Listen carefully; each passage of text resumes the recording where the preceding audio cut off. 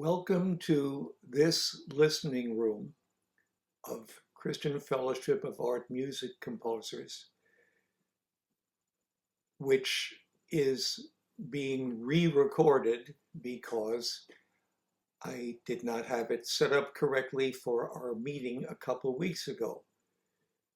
But you will get to hear 5 wonderful pieces of music today, which all reflect the meaning of the resurrection of Jesus Christ. Christ is risen. He is risen indeed. Now, the first day of the week, Mary Magdalene went to the tomb early, while it was still dark, and saw that the stone had been taken away from the tomb. Then she ran and came to Simon Peter and to the other disciple whom Jesus loved, and said to them, "They have taken away the Lord out of the tomb, and we do not know where they have laid him." Peter therefore went out, and the other disciple, and were going to the tomb.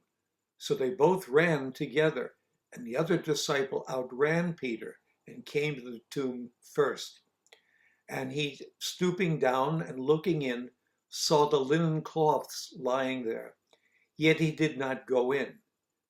Then Simon Peter came, following him, and went into the tomb, and he saw the linen cloths lying there, and the handkerchief that had been around his head, not lying with the linen cloths, but folded together in a place by itself. Then the other disciple, who came to the tomb first, went in also, and he saw and believed. For as yet they did not know the scripture, that he must rise from the dead. Then the disciples went away again to their own homes. The first 2 pieces we are going to hear in this program are both called Mary Magdalene at the Tomb. The second is by Jerry Casey, and the first is by me, William Vollinger.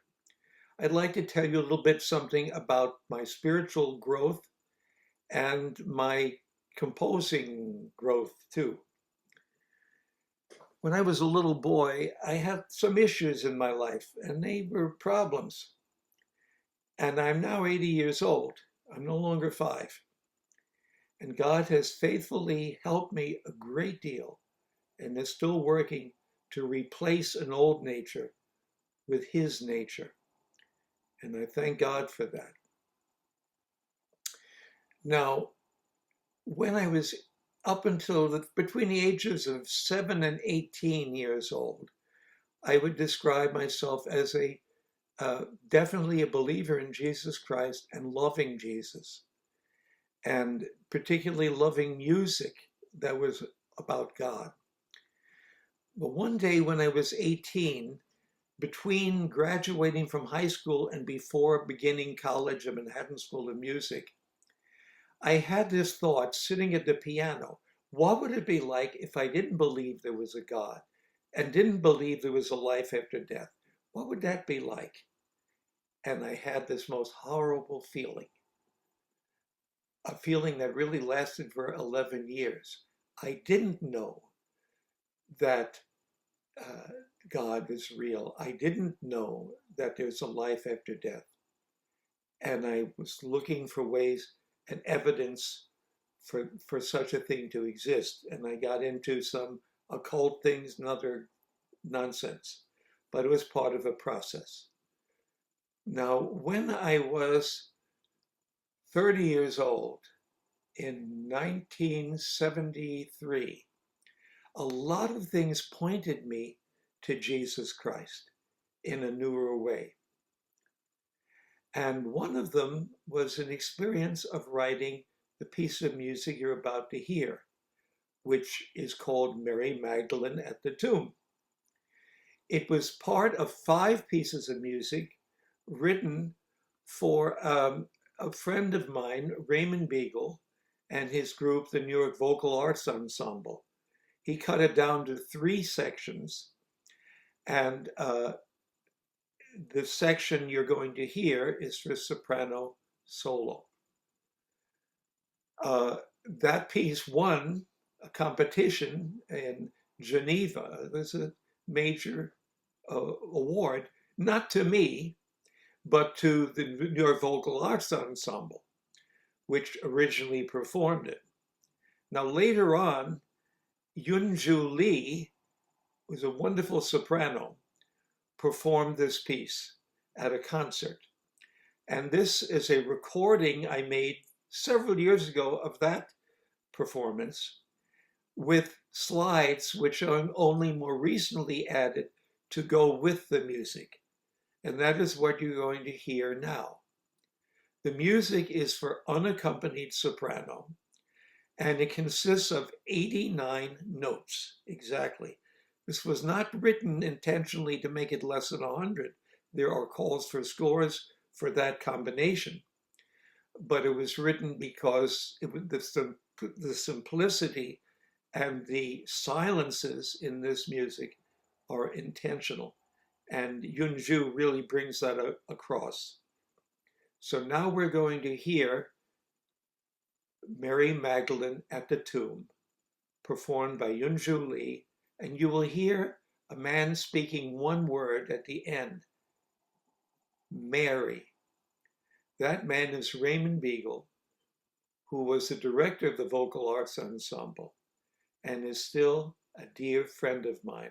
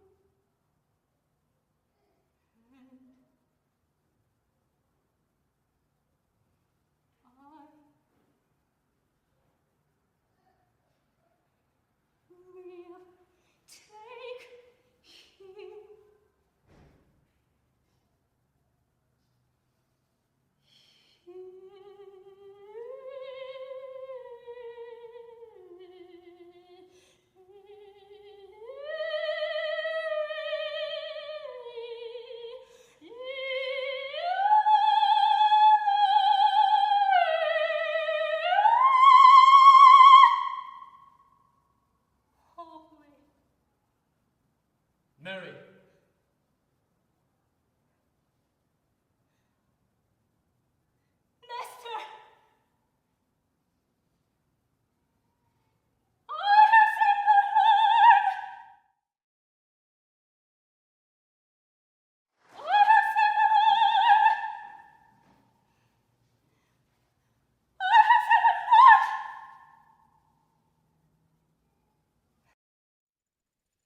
And now we are going to hear another Mary Magdalene at the Tomb by Jerry Casey, also for unaccompanied soprano. And this is a program which consists of a lot of coincidences and similarities. So Jerry is now going to explain Mary Magdalene at the Tomb, the whole aspect of the work itself. Go ahead, Jerry.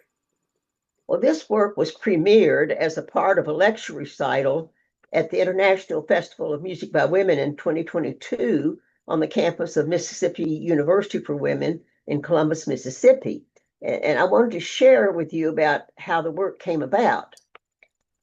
In 2021, a call for scores for 1-minute pieces for unaccompanied baritone caught my eye, and the result was Blind Bartimaeus, the healing of a blind man by Jesus. And instead of entering it into the call for scores, Bill, that member of COVID, he set up a program and invited people to send in 1-minute pieces. And so that was played for CFAMC. Well, this composition made me think about what other Bible stories might be appropriate for the same treatment. Well, as I lay in bed one night, I thought of Mary Magdalene at the tomb. That was certainly a dramatic moment, and my brain just sort of took off. As I fell asleep, I thought, I sure hope I remember this tomorrow. Well, when I woke up, God saw to it that it was very clear in my mind, and so I began to work rather excitedly on the text using the events described in the 20th chapter of John. As I thought about Mary on her way to the tomb with her bag of spices, I realized she would have been thinking about the crucifixion because she had been there. So I have her ponder the events as she realizes that she could do nothing. The only thing she can now do is anoint Jesus' body for burial, and I imagined her cries of anguish. When she sees the tomb with the stone rolled away, she drops the spice bag and hurries back to the disciples. I imagined her anger as she travels. It was not enough that they scourged and beat him. It was not enough that they nailed him to a cross. Now his body is gone and her cries of anguish are fierce. I imagined her meeting with Peter and John. They almost knocked her down in their haste to check out her story. I saw her dejected and yet determined to go back to the tomb. I decided she probably thought of speaking to the gardener about Jesus' body. As she travels, I had her repeat some of it was not enough that she sang previously. Arriving at the tomb, she sees her spice bag and picks it up, and this reminds her once more of her desire to anoint Jesus' body, but now his body is gone. I decided at this point to have a grief cadenza, an extended cry of anguish and mourning, which would lead to great weeping. Well, I've always thought that Mary's failure to recognize Jesus immediately was because her vision was so blurred with tears. But when he says her name, at that moment she knows it is he. With joy, she falls at his feet. He has instructions for her, for the disciples, and she listens very intently, and I have her repeating the words carefully. She goes on her way rejoicing in the fact that Jesus is alive. When she reaches the disciples, she forgets all about her instructions, and shortly you will hear what she cries. Well, when I began writing music, I used 2 Jewish folk scales, an altered Dorian and an altered Phrygian that I'd used once before in another work and had fallen in love with. And I also make use, I also make use of the beautifully bright Lydian mode in the resurrection section. Well, at this time, I was mentoring with Lisa Neer, who's a mezzo-soprano and composer based in Portland, Oregon. And so at our next section, I excitedly told her all about what I was working on. Well, she immediately asked if I had thought about someone to perform the work. Well, of course, the thought had not even crossed my mind. I was just too caught up in the composing aspect. I had missed the 2020 Festival of Music by Women because of illness. Dr. Marika Kyriakos performed one of my works. And another friend, Dr. Cheryl Coker, who also performed one of my works, told me of attending the concert where Dr. Kyriakos sang and how dramatic her presentation was. Well, that comment had stayed with me. So, as I was considering someone to approach, I thought of Dr. Kyriakos. I mailed her describing her something of my plans for the work and asked if she would consider collaborating with me. She very graciously accepted, and so we began. I asked her about her voice, her range, her likes, dislikes, so forth. I was delighted to learn she was a lyric coloratura, which expanded some things I could do. But I also put in options for lyric sopranos who might want to perform the work, and I also did a score for mezzo sopranos. Dr. Kyriakos started sharing all kinds of wonderful ideas about performance possibilities. I was greatly impressed, and it was her idea to present a lecture recital which not only tells about the writing of the work, but presents numerous possibilities of how it might be performed. I shared about the writing of the work, and then she shared the performance ideas. After her part, she chose to premiere the work using a PowerPoint of religious art to match the various parts of the scene. In costume with a spice bag, she sang the work, moving through the pictures on the PowerPoint. The performance was well received. One woman said it gave her cold chills. Well, I had requested Dr. Kyriakos to do a recording to put on my website. Well, a number of different things occurred across several years, including vocal problems, extra administrative responsibilities, a death in the family, and even a broken leg. But suddenly, out of the blue last fall, she sent me this wonderful video. Using the religious art that we presented at the premiere, she added the words of the composition that matched the pictures, and then she sang it. Bill will share the video now.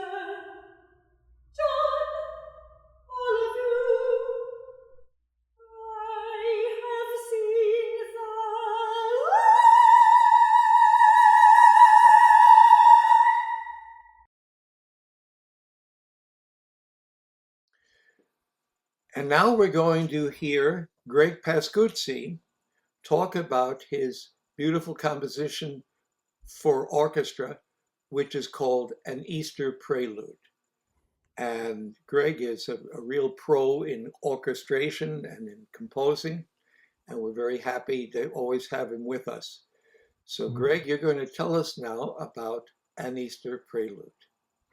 Okay, well, it's I'm I'm never particularly good talking about the music or saying I did this or wasn't I clever doing this. Um, if I was clever with words, I would write books and not music. But that being said, the piece was written for kind of an unusual group called the All Souls Orchestra in London. All Souls is a would be maybe similar to Redeemer Church in New York. Could you repeat the name again? There was a little distortion when you said the name of the orchestra. Say that again, name of the orchestra. Continue. Just continue. All right, this All Souls Orchestra is connected with All Souls Langham Place Church in London. If you're familiar with John Stott, who wrote many books, he was the director there for many years. And they have a pretty extraordinary music program there that includes an orchestra that does a yearly, what they call prom praise. It's modeled after the last night at the BBC proms. It's a little bit like a semi-classical pops concert, but this is like a Christian version of that. And they do it at the Albert Hall to a packed out house. So anyway, I was asked to write this for the 25th anniversary of the orchestra. And it's based on two very familiar hymns. Jesus Christ is born, I'm sorry, Jesus Christ is risen today, and the Palestrina Alleluia. And while not necessarily thinking of it as being a sort of tone poem or imaginary movie score, it in a sense came out that way, that it somewhat depicts the first Easter, first with the women heading toward the tomb, and then dealing with the surprise or shock when they're expecting to find somebody in the tomb and it's not. And depending on which reading, which gospel you read, they talked to the gardener and they said, well, hey, he's not here, he's risen. So there's some time while they're processing all of this, and then they run back into town to tell the other guys. So that's about it. I mean, again, the music is going to be more coherent than I am, so maybe it's time to hear the music. Oh, incidentally, the videos were added by people at our church. So at the very beginning, at the end, you happen to see our church in Maryland.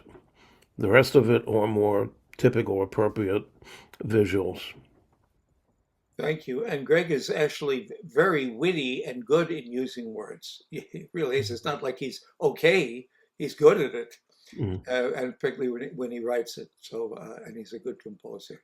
Mm. He, like a lot of us in our group, he's better than he thinks he is, and so we're very grateful to hear this piece now. And now we're going to listen to An Easter Prelude.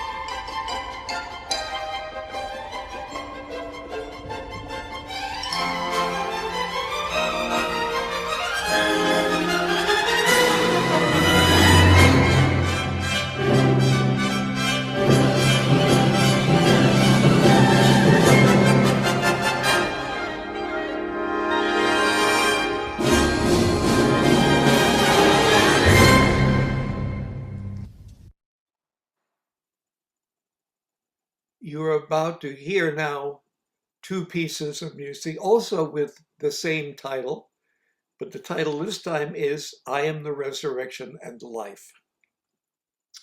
The first of these pieces is by Andy Sauerwein, who was a president of Christian Fellowship of Art Music Composers for many years, and was a wonderful composer and a wonderful man. And I'm going to read something that I wrote to Andy about this composition. Since he couldn't join us, he couldn't get the time to do that for this video, which we're now making. As I listen to I Am the Resurrection and the Life again, I am moved by it, and it can't help reading into the music the story you told me about your brother passing away, which inspired this piece. It is both a programmatic description of his passing, as well as a fitting tribute to his memory. And it is also, of course, the memory of what Jesus did for each of us. It is scored for piano and cello, the cello being perhaps the most heartfelt and human instrument, at least for me. The piano part isn't just a traditional development of a traditional motive, because the motive is inexact as it keeps repeating, just like what I would imagine were the repeating yet varying thoughts and memories going on around you, Andy, when your brother was dying.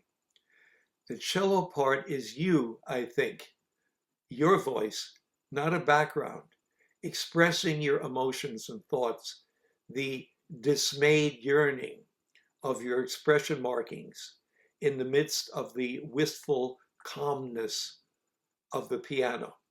But then, after a while, the music takes a turn, not for the worse, but a sudden turn for the better, brief enough to imply the sudden reality of that event turning into something much better.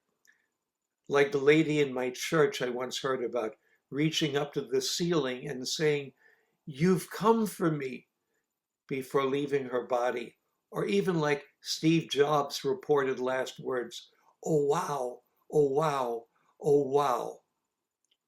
I Am the Resurrection and the Life is the most effective piece to meditate on.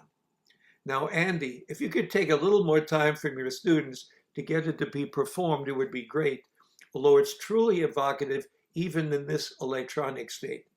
The score appearing at the same time as the sound of the music reinforces the experience in a way we composers particularly appreciate. Thank you, Andy.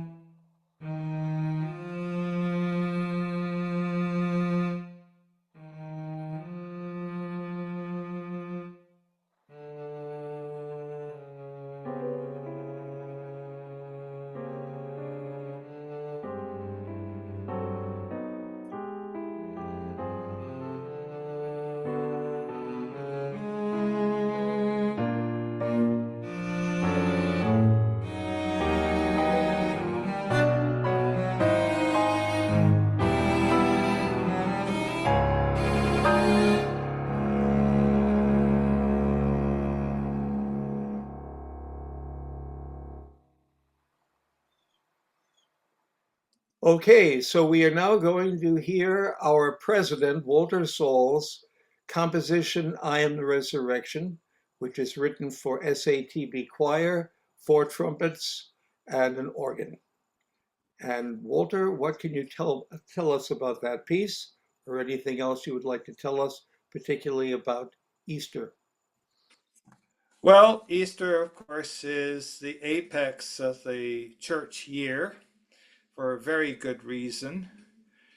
And I bemoan that oftentimes at Easter we have to be content with music that's just kind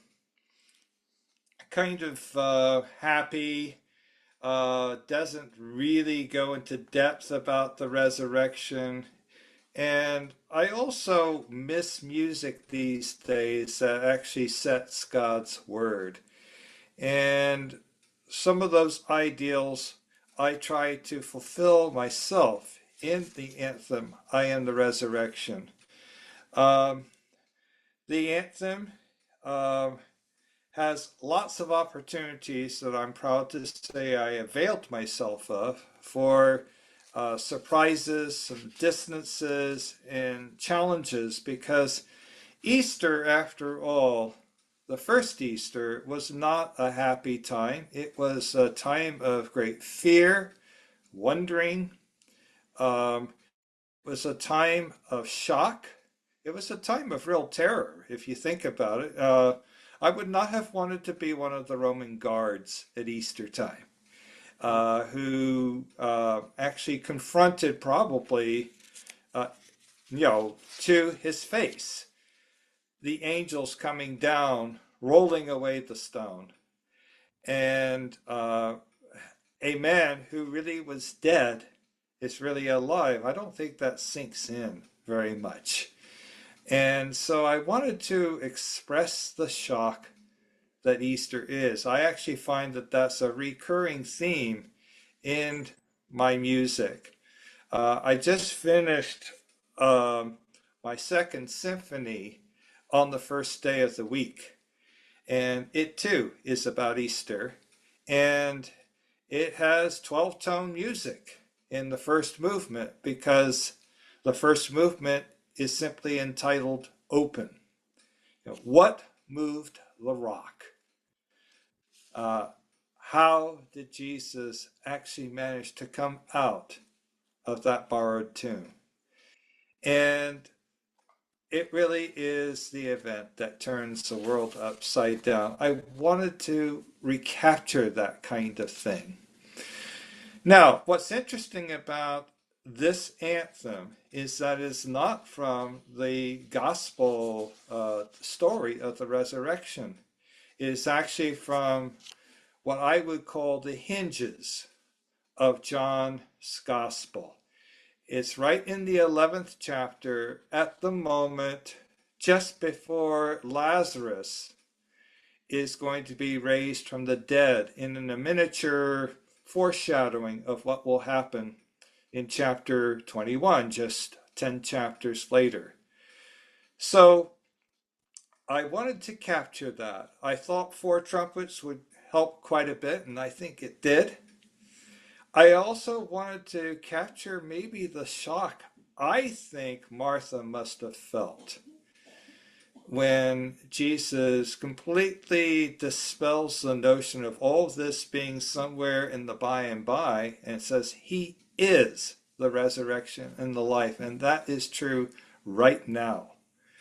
And so I felt like we needed a very powerful organ, powerful trumpets. Oftentimes we simply need to put the choir in unison in order for them to make this amazing proclamation. And in the book of Revelation, the first chapter, Jesus' voice is described as the sound of a trumpet. His voice has many, if I remember correctly, sounds in many different dramatic ways, and so it's perfectly appropriate to have a choir sing the words that Jesus spoke to Martha back in John 11. And I think it's pretty clear to many people who know me, especially in CFAMC, that I love canons, fugues, and other counterpoint. Imitation is where it's at. I love the idea of starting with the trumpets and imitation and essentially building a cathedral of sound to build up to what must be an epical moment in Martha's life, and I think later in the life of everyone who witnesses Lazarus coming out of the tomb. And so that's what happens at the beginning. It's kind of built on what we might call D Dorian. And like many of us, I love the old church modes. D Dorian is interesting because it's all white notes. It is a totally symmetrical scale. It has a minor tetrachord on the bottom, has a minor tetrachord on the top, and each of those tetrachords is symmetrical, 2 whole steps surrounding a half step. And there's a nobility, I think, in Dorian mode that is captured here that gives kind of a sense of the Ancient of Days, if you will, the one who's been here forever and who will be here forever. So I try to capture that, and the proclamations of I am the resurrection, I try to keep that very simple and straightforward, but with plenty of heralding. Now, the organ, in the meantime, does not stay strictly in the Dorian mode. That will be quite clear. I have on purposes. They're not accidentals. They're on purposes. So the purpose is to give a sense of how Jesus is Lord, not just of our world, but of the entire universe. We try to use the entire stretches of tonality and just collected tones themselves to portray Jesus' majesty and power over everything that there is. I do the typical word painting. Though he die, the music seems to die. But yet shall he live. I indulge in a couple more tone clusters just in case the organ hadn't given us enough.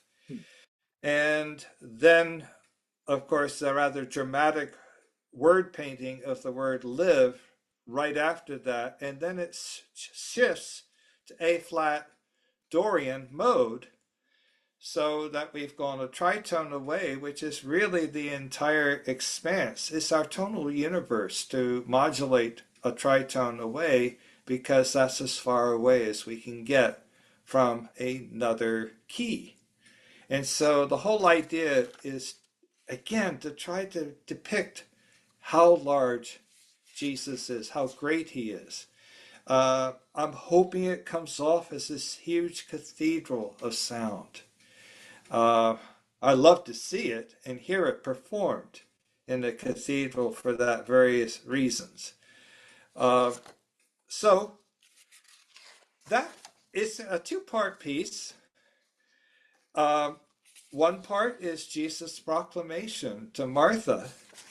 I don't see how she could even stand to be up for that. I don't know what I would have done were I in Martha's shoes at that very moment. But Martha simply replies, "Yes, Lord, I believe you are the Christ, the Son of God, who is to come into the world." Simple faith. You know, I kind of get upset sometimes because we talk so much about Mary's faith. Jesus, even in one place, compares Martha unfavorably to Mary because Martha's the worker, she's the hostess, and Mary's content to sit at Jesus' feet. And I want to be like Mary when I grow up, as much as I like to be like Martha. But Martha here simply assents, simply says that.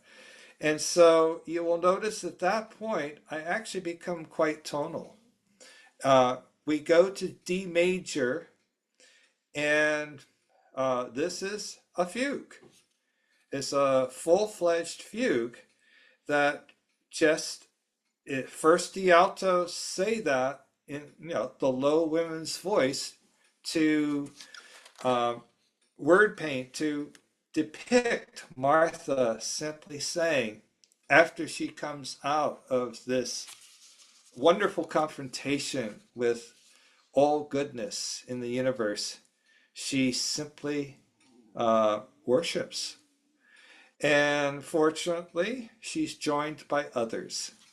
And the fugue is such a wonderful way to build to a climax and the paean of praise that I want to depict. I saved the sopranos for last because I want the music to drive upward to heaven as all the voices are finally introduced. And when I finally have brought all the voices in, the fugue subject is long on purpose. We need time. We need time to process this amazing thing that has just taken place. And it's only after everyone has come in that the trumpets get to give their assent to the glory that is on the earth in front of us right now. It's not in heaven, although it probably was as well, but it's on earth, intimately close to us. And so the fugue is the second part. And basically, if there's a third part, it would come after the fugue toward the end, where the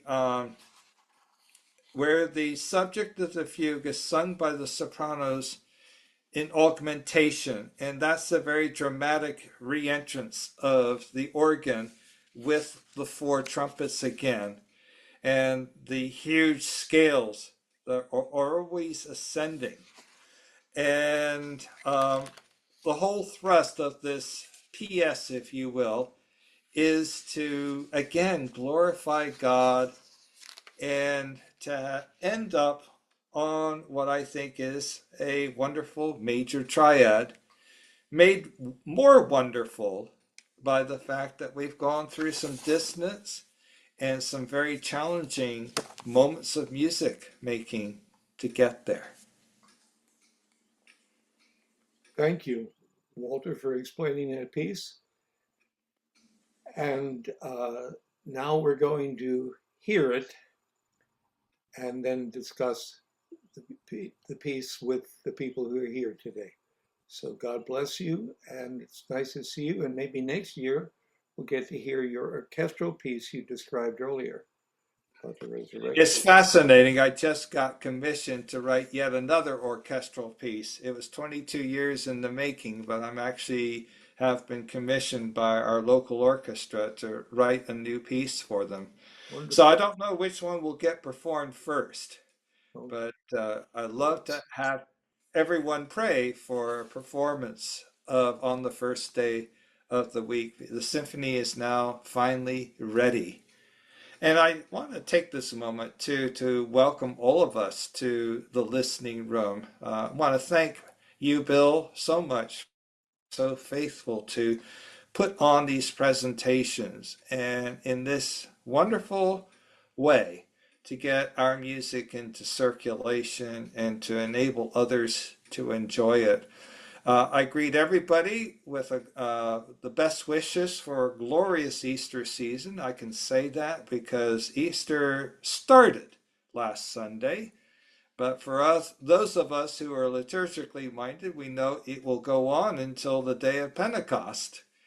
And in any case, it's something that, as someone has once said, every morning is Easter morning.